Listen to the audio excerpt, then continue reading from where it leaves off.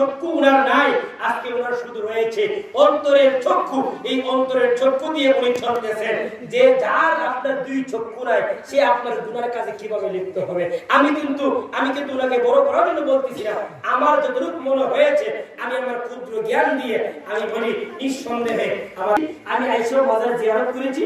আপনারাও ইনশাআল্লাহ প্রতিনিয়ত সব সময় কন্টিনিউ আল্লাহর ওলি সোহবতে থাকবেন আপনাদের কাছে। আপনারা যদি এই মাজারটাকে যদি পাকা করে যদি একটা পরিবেশ করতে পারেন, তাহলে একজন মানুষ বৈশা আপনার কোরআন শরীফ পড়তে পারবে, একজন বৈশা নিরালায় ইচ্ছামতো স্বাধীনভাবে আপনার ইবাদত বندگی এবং দোয়া আজকার তাসবিহ তাহলিল বৈশা বৈশা পড়তে পারবে।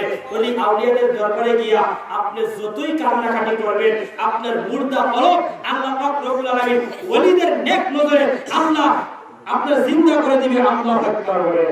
আল্লাহ কবুল করেন, আর আল্লাহ পাক রব্বুল সবাইকে কবুল করেন। সকলে বলেন আমিন।